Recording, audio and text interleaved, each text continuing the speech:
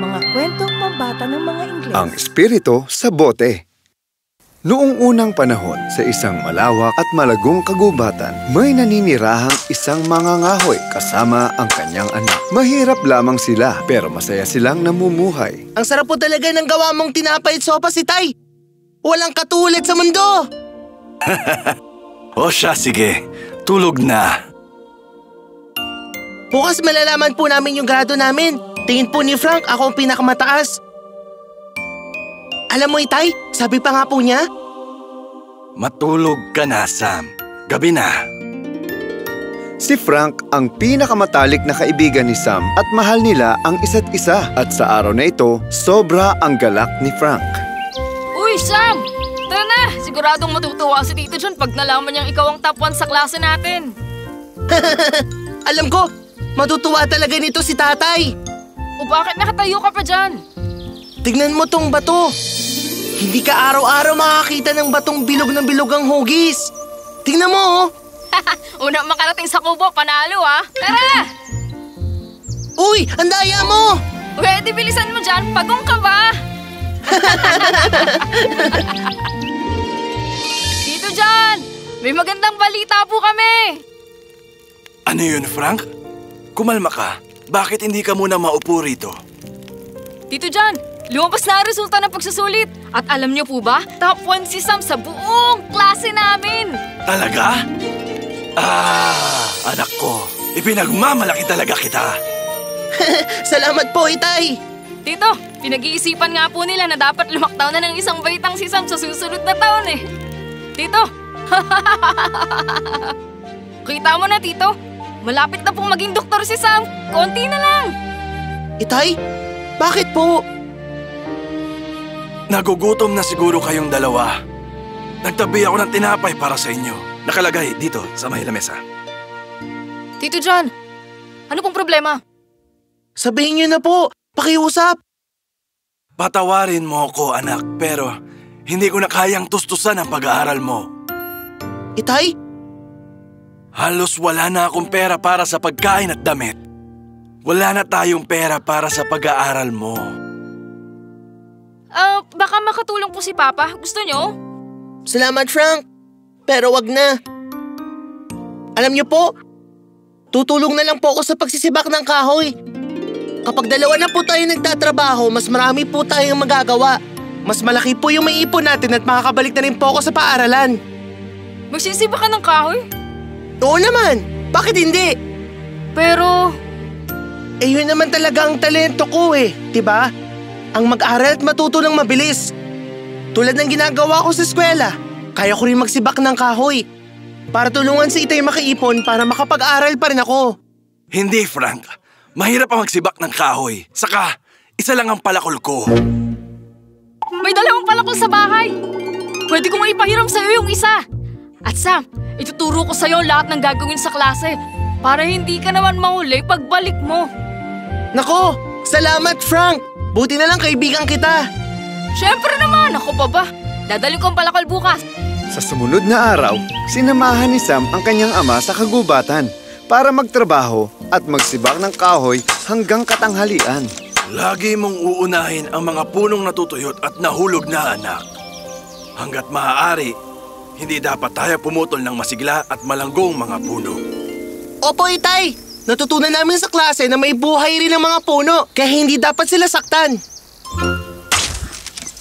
Oo, anak. Pangarap mo maging isang doktor.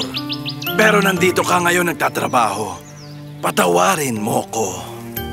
Itay, huwag niyo pong sabihin yan. Basta magkasama po tayong dalawa, kaya po nating harapin ang lahat. Itay, magiging doktor po ako balang araw at tutulong sa mga tao. Paglaki ko po, hindi niyo na po kakailanganin magtrabaho kailanman. Oo! At pag hindi ako nagtrabaho, ano naman ang gagawin ko? Mahal kita, anak. O siya, magpahinga muna tayo at mananghalian. Maupo ka at kumain na tayo. Tingnan mo po, Itay. Ang ganda ng ibon, no? Kakain na! Sam! Bumalik ka! Hindi po ako magtatagal, Itay! Mag-ingat ka! Hay, bata ka. Sinundan ni Sam ang nakabibighaning ibon sa loob ng masukal na kagubatan. Hala, nasan ako? Mukhang napalayo ko ah. Kailangan kong bumalik. Hinintay na ako ni Itay. Hay. Tulong! Tulong! Huh? Huh? Huh? Nasaan ka? Dito banda, sa may halamanan. Nandyan na ako. Dito! Dito! Dito! Ayan! Pakawalan mo ako! Pakawalan mo ako! Pakiusap, palayaan mo ako! Tulungan mo ako! Kawawa ka naman. Siyempre tutulungan kita. Ah! Sino ka? Ano ka? Espiritu ako na nakulong sa bote 500 taon na nakalipas. At dahil ngayon na pinakawalan mo na ako, bibigyan kita ng gantimpala. Kantipala? Oo, gantimpala. Kailangan kong patayin kung sino man ang nagpalaya sa akin. Bakit? Nagmagandang loob na ako sa'yo, di ba? Kung matalino ka at tuso ka, iligtas mo na ang sarili mo o maganda ka ng mamatay. Hindi ko alam na kamatayan pala ang kapalit sa pagpapalaya sa'yo. Hindi naman tama yun. Malas mo lang. Paano ko malalaman kung ikaw talaga yun, ha? Di ba nga ikaw yung nagpalaya sa akin? Paano ko malalaman kung ikaw nga talaga yun, ha? At hindi masamang multo na dumaan tapos nagpausok lang tapos kinain mo yung totoong espiritu na nasa loob ng bote. Ano? Aba, hindi ako magtitiwala sa isang multong katulad mo. Ano ang gusto mong gawin ko? Alam ko na. Ganito na lang. Bumalik ka ngayon sa loob ng bote para makasigurado talaga akong diyan ka galing. Aba, napakadali lang yan. Ano? Hindi! Dapat lang yan sa'yo dahil naging masama ka. Pakiusap, huwag kang umalis. Palabasin mo ko dito, pangako hindi kita sasaktan. Bakit ako maniniwala? Sinusubukan lang kita para makita kung karapat-dapat ka sa totoong gantimpala. Kung masama nga ako, pinatay na sana kita at hindi nakinig sa'yo na bumalik sa bote. Di ba? Sa bagay, totoo nga naman. Hindi kita sasaktan. Palayain mo lang ako. Sige. Malayo na ako sa wakas. Salamat. Ayan, malaya ka na. Sandali. Ayaw mo ba ng pabuya? Hindi na. Salamat. Sinubukan lang talaga kita. Kunin mo to. Sige na. Kunin mo na. Ano to?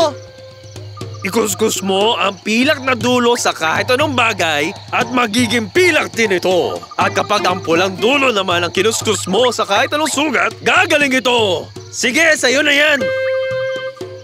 Gamitin mo na maayos yan, kaibigan. Nasaan na ang batang yun? Kailangan ko siyang hanapin.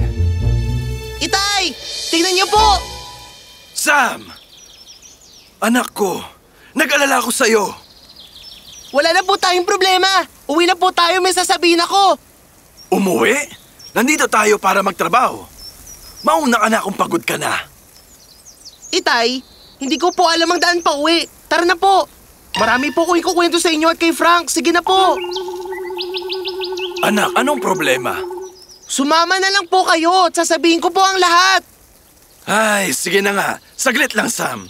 Nandyan na ako. At nang gabing yon, ikinuwento ni Sam sa kanyang ama at kay Frank ang lahat na nangyari. Susubukan ba natin? Nagsasayang lang kayo ng oras. Ito kayong kutsilyo. Totoo nga! Gumagana nga! Wala na tayong problema ngayon! Ano pa ba pwede kuskusin? Itong plato? Yung tasa? Yung takure? Magkano kaya natin mabebenta lahat to? Alamin natin. Pumunta ang magkaibigan sa bilihan ng mga alahas para ibenta ang pilak. Masasabi kong magandang klaseng pilak ang mga ito. Ito ang bayad. Ayos! Kain na! Handa na ang hapunan. Ang paborito mong sopas, Sam.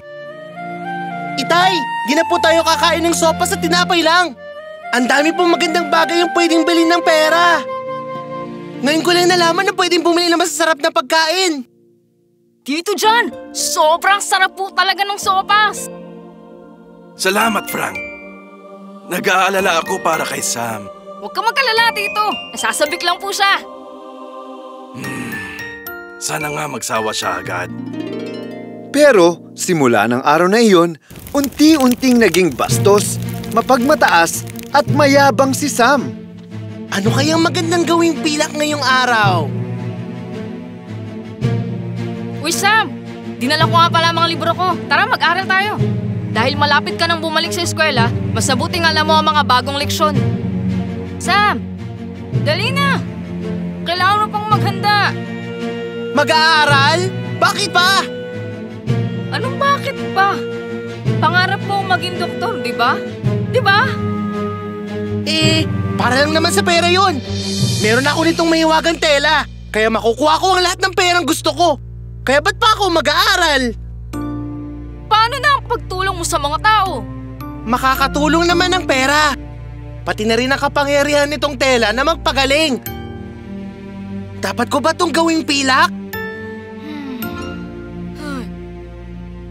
Sam! Tara! Naghihintay na sila! Laro na tayo! Hindi na! Ayoko na maglaro! Frank, gusto mo ba akong tulungan magbilang ng pera? Mas masaya to! Alam mo, simula nung nakuha mo yung tela na yan, nagbago ka na. Simula nang makuha ko tong tela na to, naiinggit ka lang. Ano? Umalis ka na! Magbibilang pa ako ng pera! Isa kang mabuting bata, Frank.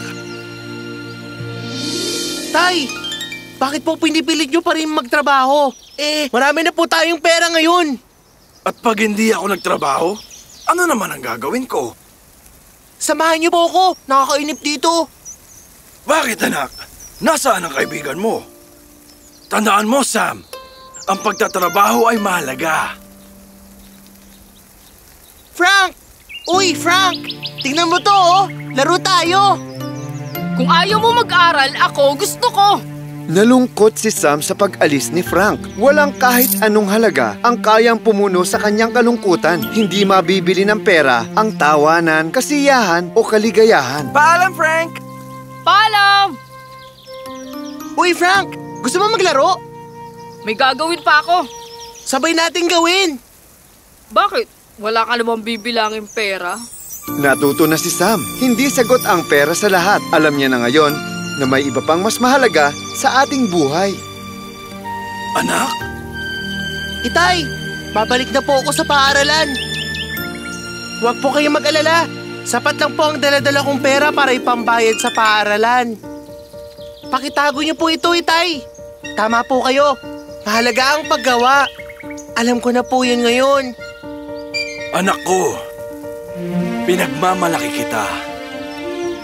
Frank! Uy, Frank! Patawarin mo ko, Frank. Nagsisisi na ako. Naging masama at walang kwentang kaibigan ako sa'yo. Oo! Naging masama, mayabang at walang kwentang kaibigan ka. Pero mas masaya ako makipaglaro sa'yo at ang mag-aral kasama ka. Pati ang paghabol ng ibon at pagkain kasama si Itay kumpara sa paggawa ng pilak at pagbibilang ng pera. Patawarin mo na ako. Kumaunahan mo akong dumating sa klase. Uy, ang daya mo!